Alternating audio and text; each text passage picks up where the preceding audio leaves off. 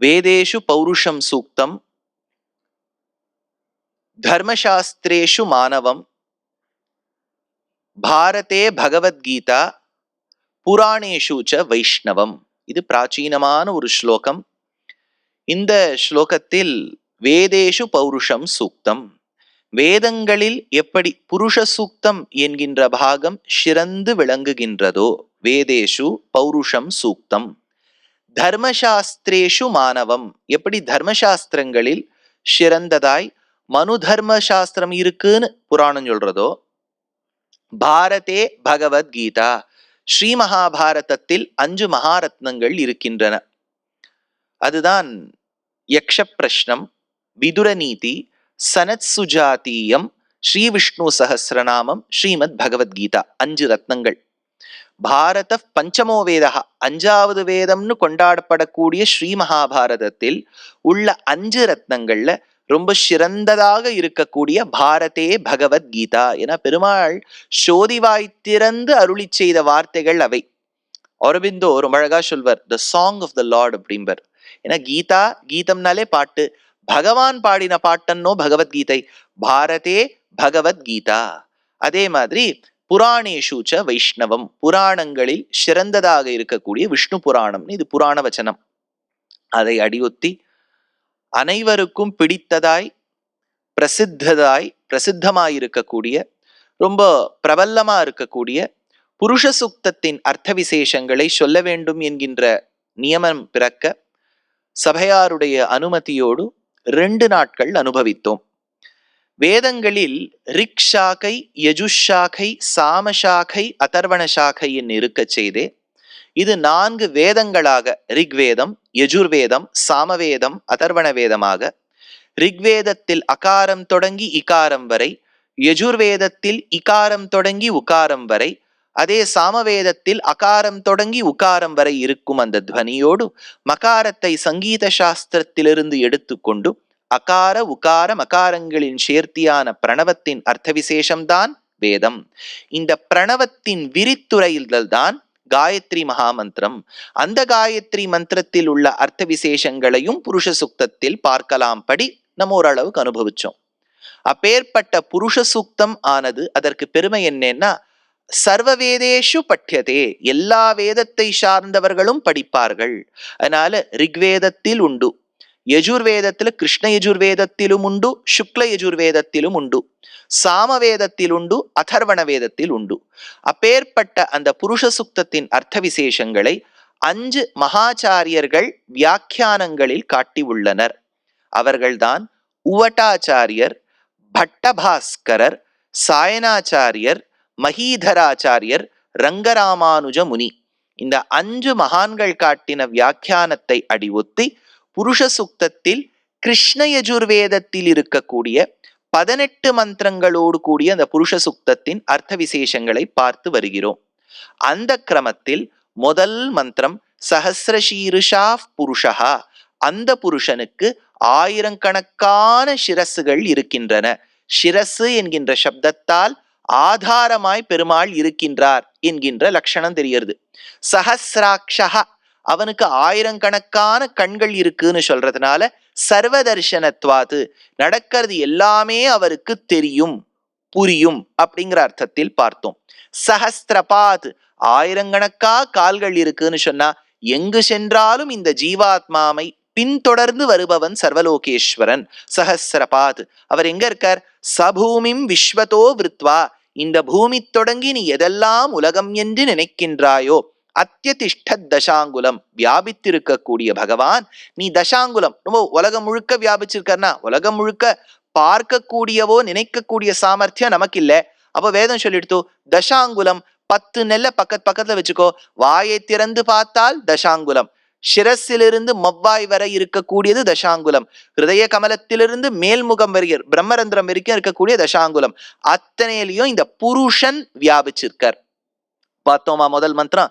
இந்த மந்திரமானது சொல்றது அவர் கண்ணுக்கு அதிபதி, காலுக்கு அதிபதி, முகத்துக்கு அதிபதி, நமக்கு பார்வை கொடுப்பவர், அகக்கண்ணுக்கும் புறக்கண்ணுக்கும் பார்வை கொடுப்பவர், கச்சிதன்னில் கண் கொடுக்கும் பெருமாள் வந்தார். அதனால இந்த மந்திரத்தால் நம் தொண்டை மண்டலம் திவ்ய தேசம், தொண்டை மண்டலத்தை சார்ந்த பல்லவர்கள் ஆண்ட இந்த தேசத்தில் நகரேஷு காஞ்சி, நகரங்கள்ல அந்த காலத்துல சிறந்தது காஞ்சிபுரமா. இப்ப காஞ்சிபுரத்துக்கு போய் பார்த்தா இருக்கக்கூடிய டிராபிக்கை பார்த்தா இரியா நகரேஷு காஞ்சின்னு சொன்னா நமக்கு தெரியும். ஆனா அந்த காலத்துல நன்னா இருந்திருக்கு போல இருக்கு. நகரேஷு காஞ்சி, திருக்குடந்தை ஆண்டவன் ஒரு பெரிய சன்னியாசி, மகாவித்வான், அதே சமயத்தில் ஒரு ஆச்சாரிய புருஷராய் ஸ்ரீமத் ஆண்டவன் ஆசிரமத்திலே எழுதியிருந்தார் அந்த மகான். 30-35 வருஷங்கள் பட்டத்திலிருந்து ஆசேது ஹிமாச்சலம் பாத யாத்திரை பண்ண மகனியர். அவர் கொச்சினுக்கு போயிருந்தார். அங்க இருக்கக்கூடியவாளுக்கு அனுகிரக பாஷணம் கொடுக்கணும். நகரேஷு காஞ்சின்னு சொன்னா அவளுக்கு பிடிக்குமோ பிடிக்காதோ, நகரேஷு கொச்சி புருஷேஷு நாயர் அப்படின்னாராம். அதனால நகரங்கள்ல கொச்சின்னு விட்டா அதனாலயாவது மக்கள் வந்து கேட்பான்னுட்டும். அதனால அப்பேற்பட்ட காஞ்சிபுரம். ஒன்னே ஒண்ணு தெரிஞ்சுக்கோ, கல்யாணங்கள்ல காஷி யாத்திரை காஷி யாத்திரைன்னு பண்ணுவா. காஷி யாத்திரைன்னு என்னன்னா, அந்த குழந்தை, அந்த பெண்ணுக்கும் பிள்ளைக்கும் கல்யாணம் ஆகும். கல்யாணமான பிறகுதான் பிள்ளை படிக்க போகும். இப்ப நமக்கு ரொம்ப படிச்ச பிள்ளைதான் வரார், இனிமே அவன் எங்க படிக்க போறது. அதனால மென்மேலும் படிச்சு படிச்சு எந்த அளவுக்கு படிச்சுடுறாருன்னா, அதே வாத்தியார சஷ்டியப்த பூர்த்திக்கும் வச்சுடலாம். நாள் ரொம்ப தள்ளி இல்லை. அதனால அப்பேற்பட்ட அந்த மாப்பிள்ளையை அந்த சின்ன குழந்தை 12 வயசுக்கு ராமருக்கு கல்யாணம் ஆச்சு, 10 வயசுக்கு ஆகும். நீங்க எல்லாமே நிறைய பெரியவா இருக்கேள், உங்க பாட்டி சொல்லி கேட்டிருப்பேள், 7 வயசுல ஆயிடுத்து, 10 வயசுல ஆயிடுத்து அப்படின்னு கேட்டிருப்பேள். அதனால அந்த வரக்கூடிய மாப்பிள்ளை படிக்க செல்வார். அப்ப காஷி என்கின்ற ஊர், Kashi was a center of learning, seat of learning. அதனால காஷிக்கு போய் படிச்சுட்டு வருவர். நடந்து போய் படிக்கணும். ஏன்னா ஒரு மாணவன் என்கின்றவன், பிரம்மச்சாரி என்கின்றவனுக்கு அவர் பிரம்மச்சரியத்தை இப்ப கடைபிடிக்கல, ஆனா அந்த மாதிரி வாழ்க்கையில இருக்கணும். கிரகஸ்தனாக இருப்பினும் அந்த மாதிரி ஒரு நல்ல ஒரு காஷ்டையோடு இருக்க வேண்டும், ஒரு நியமனத்தோடு இருக்க வேண்டும். செல்லும் வழியில் சுட்டு போயிட போறதே கால், மாமனார் செருப்பு கொடுப்பார்.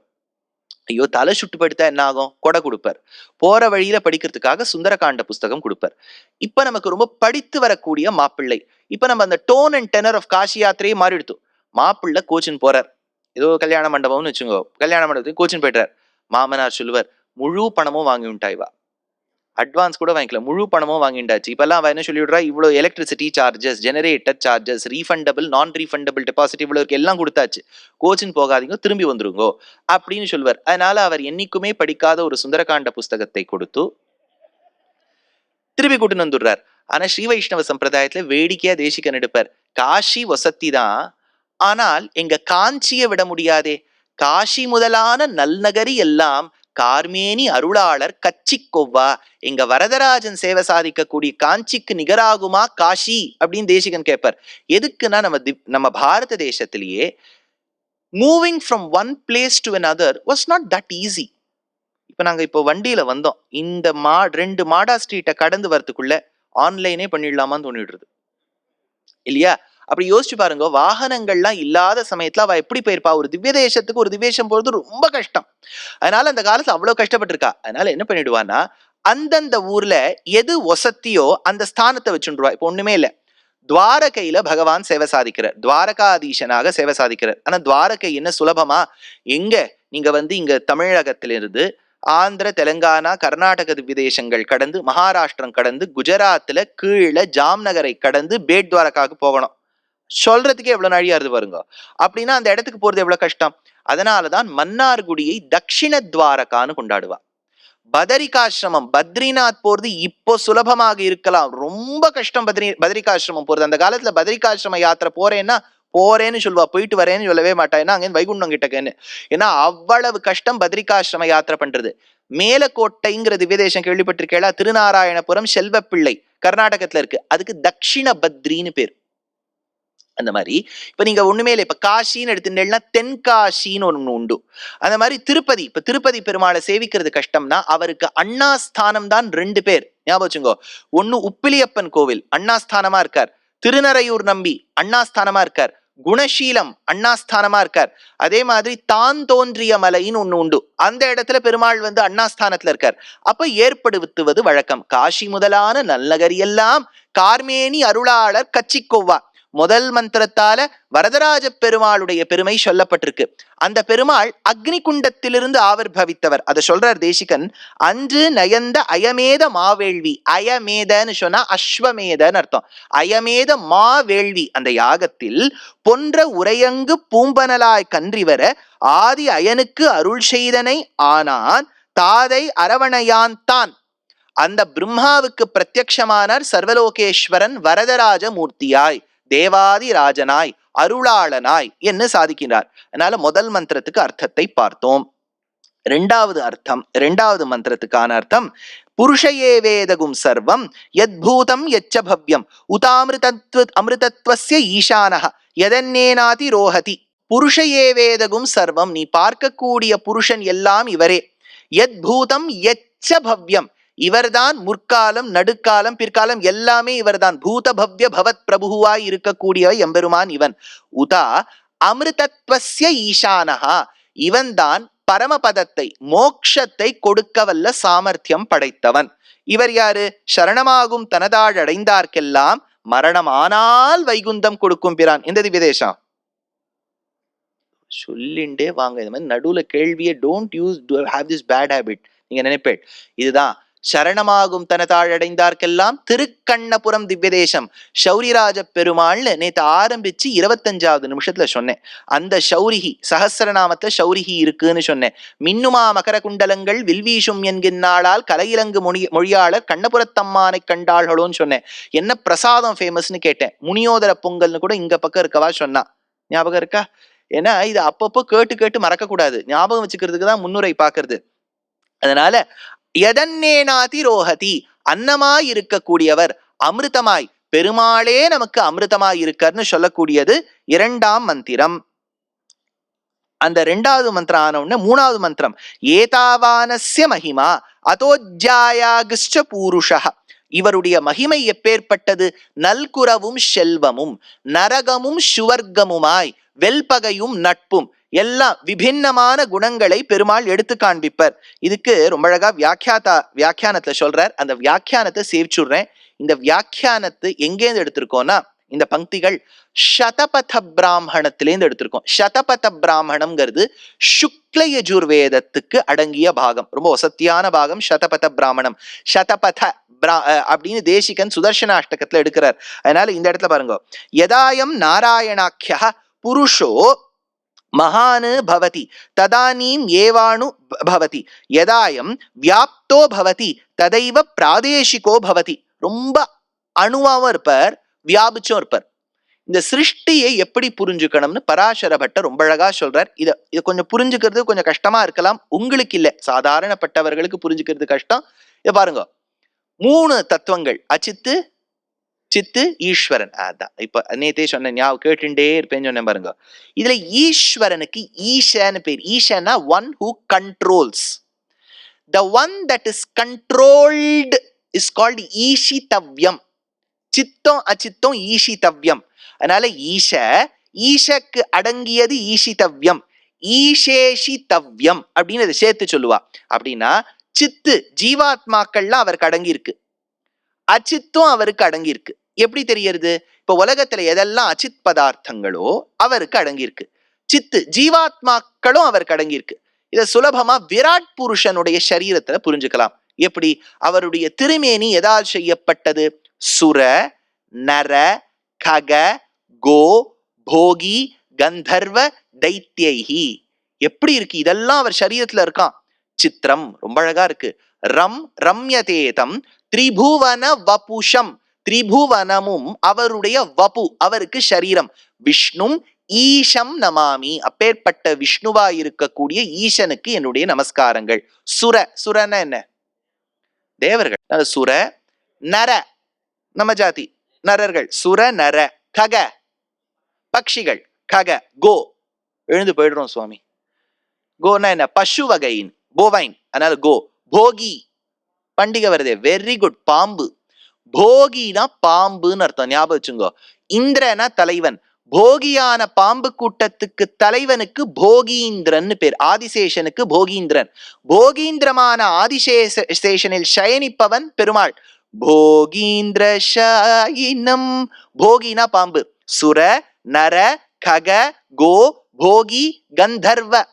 கந்தர்வர்கள் ஜெயசுதாஸ் கான கந்தர்வன் அல்லே, அதனால கந்தர்வன். அதனால கந்தர்வ தைத்தியகி தைத்தியர்களும். இதெல்லாம் அவருடைய சரீரமா? மறுபடியும் வர ஜீவாத்மாக்கள்லாம் அவருடைய சரீரம். லோகத்துல எல்லாம் அச்சுத்தோ அவருடைய சரீரம். இப்ப பெருமாள் தான். இப்ப நமக்கு ஒரு சரீரம் இருக்கு இல்லையா? இப்படி புரிஞ்சுக்கோங்களேன். நமக்கு ஒரு சரீரம் இருக்கு, உள்ளுக்குள்ள ஆத்மா இருக்கு. இது அப்படியே உலகமா மாத்திக்குங்க. அப்ப அவரோட சரீரம் இந்த உலகத்துல இருக்கக்கூடிய ஜீவாத்மாவும் அச்சித்தம். உள்ள இருக்கக்கூடிய ஆத்மா தான் பரமாத்மா. நான் சொல்றது புரியுறதா? இப்ப உள்ள எனக்குள்ள இருக்கக்கூடிய ஜீவாத்மா சொல்றது துஷ்யந்த் இந்த கைய ஒசத்து. அப்ப அந்த சரீரம் கேட்கறது கரெக்டா? இப்ப உள்ளுக்குள்ள இருக்கக்கூடிய அந்த சரீரத்துக்கிட்ட சொல்றது கைய ஒசத்து. அப்ப இந்த சரீரம் ஷரீரிக்கு கட்டுப்பட்டிருக்கு. இப்போ உலகத்தை நீங்க சரீரம்னு வச்சுட்டேன்னா பெருமாள் தான் உள்ளுக்குள்ள இருக்கக்கூடிய அந்தராத்மா. அவர் சொல்றார் மலையே அசஞ்சுடு. அந்த பாட்டே இருக்கே, நான் அசைந்தால் அசையும் அகிலம் எல்லாமே. அவர் அசைய சொல்றார் அப்படின்னா அந்த உலகமெல்லாம் அவர் சரீரம் ஆயிடுறதா?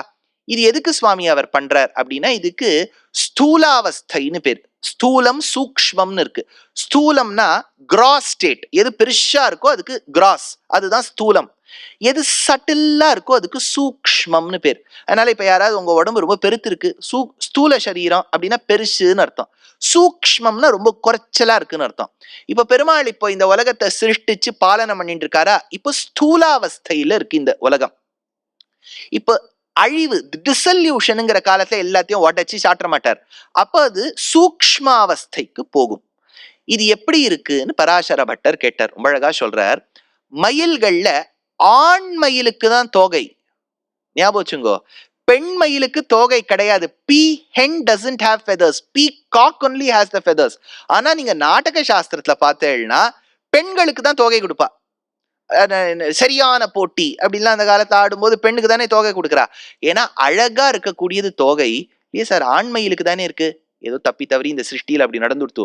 ஆனா பெண்ணுக்கு தான் அழகு இருக்க வேண்டும், அந்த அழகு பெண்ணுக்கு தான் இருக்கின்றது. தோகை கொடுத்து பெண்ணு கொடுத்துட்டா. இப்போ பெருமாள் தான் தோகையோடு கூடிய ஆண் மயில். ஸ்ரீ மகாலட்சுமி என்கின்றவள் தான் பெண் மயில். எப்பவுமே ஆண் மயில் பெண் மயிலை மகிழ வைக்க வேண்டும் என்றால் தோகையை விரித்து ஆடும். இப்போ அந்த ஆண் மயில் தோகையை விரிச்சுட்டு ஆடுறதான், பெண் மயில் சந்தோஷமா பாக்குறதான். கொஞ்ச நாழி ஆன உடனே பெண் மயிலுக்கு போர் அடிச்சுடுது. சரி கொஞ்ச நாழி அதை உள்ள அடக்கி வச்சுக்கோங்க. அப்ப அந்த விரித்த அந்த தோகைய நன்னா அடக்கி உள்ளுக்குள்ள வச்சுக்கிறது ஆண்மயில். இங்க ஆண்மயில்னு சொல்லக்கூடியவர் தான் ஸ்ரீயப்பதியான நாராயணன். அவர் சேத்தன அச்சேதனங்களுங்கிற தன்னுடைய தோகையை விரிச்சு சிருஷ்டிய பெண்மயிலான மகாலட்சுமிக்கு காமிக்கிறாராம். மகாலட்சுமி கொஞ்ச நாழியானு போறோம், பிரளயத்தை உண்டாக்கு எனக்கு போர் அடிச்சுடுத்துன்னு சொன்ன உடனே அந்த சேத்தன அச்சேதனங்களுங்கிற தோகைய தனக்குள்ள மறைச்சு ஒளிச்சு வச்சுக்கிறாராம். கொஞ்ச நாள் கழிச்சு மறுபடியும் விரித்துரைப்பார். அப்படின்னா சிருஷ்டிங்கிறது அப்படி இருக்கு. இந்த இடத்துல பாருங்க சொல்றார், யதா ஏக ஏவ பவதி ததா அநேகா. அவனே ஒருவன், அவனே அநேகன். யதாயம் பிராகிருதோ பவதி ததைவ அப்ராகிருதோ பவதி. யதா விஷயவசோ பவதி ததைவோ பரதோ பவதி. ததா நரகோ பவதி ததானீம்யேவ ஸ்வர்கோ பவதி. அவனே நரகன், அவனே ஸ்வர்க்கம். யதா ஸ்திரீ பவதி ததைவ புருஷோ பவதி. அவனே ஆணாக ராமனாக பிறப்பான். அவனே மோகினி அவதாரம் எடுத்து பெண்ணாகவும் பிறப்பான். யதா சர்வம் பவதி எல்லாமும் அவனே ததா சூன்யோ பவதி. யதா பிரபஞ்சோ பவதி ததா பிரபஞ்சோ பின்னோ பவதி. யதா பத்தோ பவதி ததைவ முக்தோ பவதி. பத்தாத்மாவும் அவனே, முக்தாத்மாவும் அவனே. யதா சுக்லோ பவதி, சில சமயங்கள்ல விழுவிளேர் நிற்பர். ததா கிருஷ்ணோ பவதி. விஷ்ணு புராணத்திலையும் சரி பாகவதத்திலையும் சரி, பூமி பசுரூபம் தரித்து பெருமாள் கிட்ட சென்றாள். பூபாரம் தாங்க முடியவில்லை, அசுரர்கள்லாம் படுத்துறான்னு. பெருமாள் என்ன பண்ணார், தன்னுடைய கேசத்தை எடுத்தார், தூக்கி போட்டார். ஒன்னு வெள்ளை முடி, ஒன்னு கருப்பு முடி. அதனால பலராமன் கிருஷ்ணர் பிறந்தாருங்கிற சரித்திரம் பாகவதத்துல அண்ணா சொல்லி நிறைய தடவை நீங்க கேட்டிருப்பேன். சரி இப்ப விஷயத்துக்கு வருவோம். இப்போ ஒரு குழந்தை கேட்டுருத்தோம், நீங்க தூக்கி போட்டார்னு சொன்னேளே, அதுல வெள்ளை முடி இருந்ததா சொல்றேளே, பெருமாளுக்கு வெள்ளை முடி இருக்கா? நம்ம அவரை ரொம்ப யுவான்னு சொல்லிட்டு இருக்கோம், எவர் யங் அப்படின்னு சொல்லிட்டு இருக்கோம். அவருக்கு எங்க சார் வெள்ள முடி வந்ததுன்னா, அதனால கேஷங்கிற வார்த்தைக்கு it doesn't mean only hair. கேஷன ஸ்ரீதரியத்திலையும் விஷ்ணு சித்தியத்திலையும் எடுத்தா the ray of light is called as கேஷ. அதனால அப்பேற்பட்ட பகவானுடைய திருமேனியிலிருந்து வெள்ளை நிறத்தில் இருக்கக்கூடிய ஒளியும் பிறந்ததாம். அப்பேற்பட்ட அந்த ஒளியானது கருப்பு நிறத்திலையும் வந்துதான். அதனால சொல்றார், யதா சுக்லோ பவதி ததா கிருஷ்ணோ பவதி, யதா ஷரீரீ பவதி ததா அஷரீரீ பவதி. உருவத்தோடையும் வருவர், உருவம் இல்லாமையும் இருப்பார். இப்போ ஒண்ணுமே இல்ல, அஷரீரி வாக்கு வந்ததுன்னு சொல்லுவா பாருங்க. இதை நம்ம அசரீரி அசரீரிங்கிறோம், தப்பு. அஷரீரி, ஷரீரம் இல்ல, குரல் மட்டும் கேட்கறது, ஆடியோ மட்டும் இருக்கு, வீடியோ இல்ல. அஷரீரி பவதி.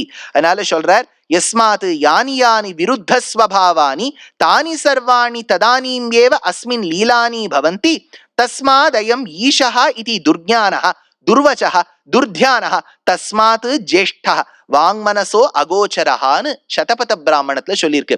அப்படியான விருத்தமான ஸ்வபாவங்களோடு கூடியவன் பெருமாள். ரெண்டும் அவர்கிட்ட இருக்கா. அதனாலதான் அமுதமும் விடமுமாய், அப்பேற்பட்ட அமுதமாவும் இருக்கார், விஷமாவும் இருக்கார். யாரு? திருவிண்ணகர்ல இருக்கக்கூடிய ஒப்பிலியப்பன். அப்பேற்பட்ட பெருமாளுடைய அந்த பெருமை பேசப்பட்டது. ஏதாவானஸ்ய மகிமா அதோஜ்யாயாகிஷ்ட பூருஷா, அப்பேற்பட்ட புருஷன். பாதோஸ்ய விஸ்வாபூதானி, நீ எதை சுத்தி முத்தி இந்த உலகத்தை பாக்குறியே, அது பெருமாளுடைய சிருஷ்டியில் கால் பாகம். பாதோஸ்ய விஸ்வாபூதானி, நீ பார்க்காத உலகம் இருக்கு இல்லையா, திரிபாதஸ்யாமிருதம் திவி, 3 × 1/4, முக்கால் 3 கால் பாகம், அவ்வளவு பெருசு திவி அப்படின்னு இந்த இடத்துல எடுக்கிறார். அப்பேற்பட்ட பெருமாளுடைய பாதம் என்றால் என்ன? அவருடைய திருவடி என்னும் வைத்துக் கொள்ளலாம் அப்படிங்கிற அர்த்தத்தில் பார்த்தோம்.